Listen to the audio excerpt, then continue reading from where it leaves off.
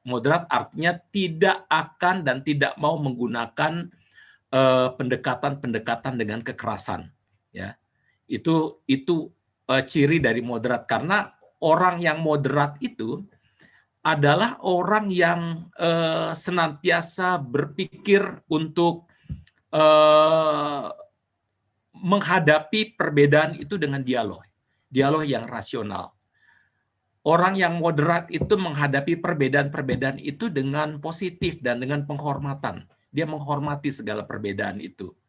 Orang yang moderat itu atau agama yang moderat itu senantiasa memiliki toleransi kepada sesama, ya. Di dalam bahasa teman-teman Islam selalu menggunakan kata tasamuh, ya.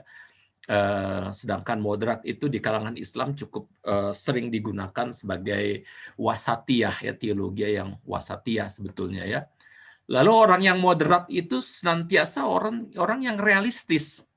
Realistis karena bahwa kita ini hidup dalam keberagaman. Kita nggak bisa berilusi seolah-olah kita sendirian saja di Indonesia ini. Kita nggak bisa berilusi bahwa kita akan aman kalau kita bisa menindas yang lain, kita bisa mendiskriminasi yang lain, kita bisa menghancurkan yang lain, lalu kita berkuasa sendirian. Itu ilusi besar, ya. Karena toh kalaupun dia bisa menindas yang lain, nanti mereka sendiri akan saling menindas juga toh pada akhirnya.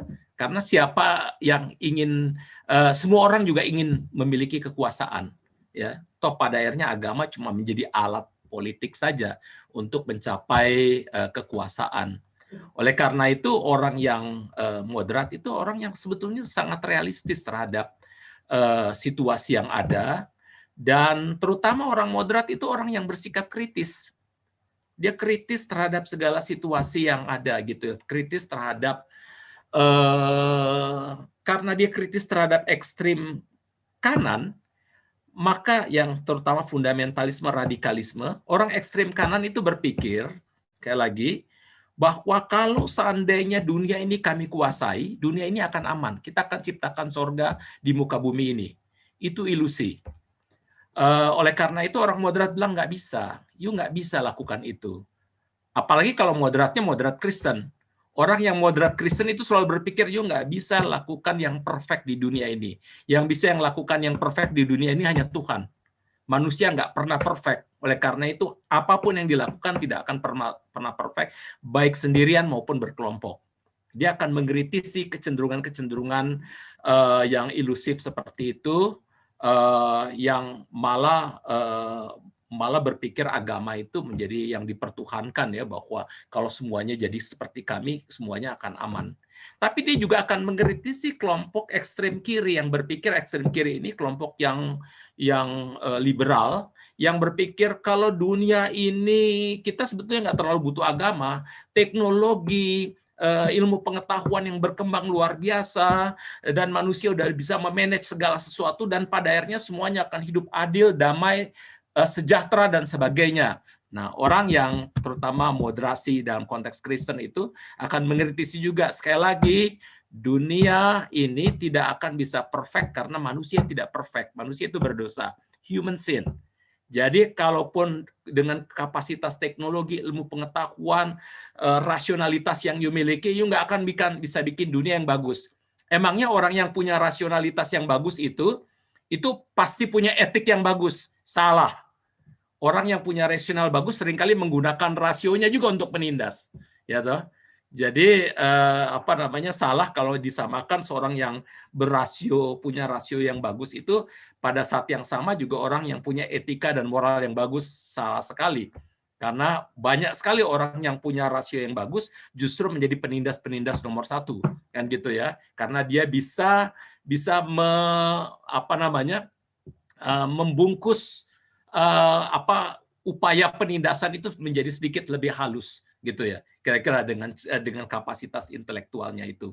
Jadi memang sekali lagi kita butuh sekali di dalam konteks Indonesia yang beraneka ragam ini, kita sangat membutuhkan agama yang moderat. Artinya sekali lagi kita bisa menghargai pluralitas, kita bisa saling merangkul, kita bisa menyelesaikan perbedaan tanpa kekerasan senjata. Kita berdialog, kita berdiskusi, kita kalau kata Pak Ganjar Pranowo tadi, kita rembuk-rembukan, kira-kira gitu ya. Nah ini yang penting. Sekali lagi, hanya dengan begitulah maka keanekaragaman atau kemajemukan yang kita miliki itu menjadi satu kekuatan.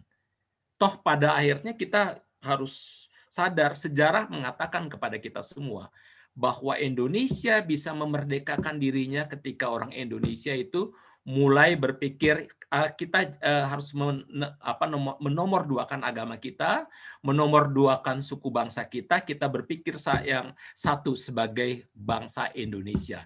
Dan itu dideklarasikan kira-kira tahun 1920, lalu kemudian puncaknya ke 1928, lalu kemudian akhirnya kita sampailah pada tahun 1945. Itu kira-kira, dan itu karena kesatuan kita. Kita mengatakan no terhadap divide et impera-nya Belanda. Kita tidak mau menjadi bangsa yang dipecah-pecah, diadu domba, kita mau menjadi bangsa yang satu, bangsa Indonesia.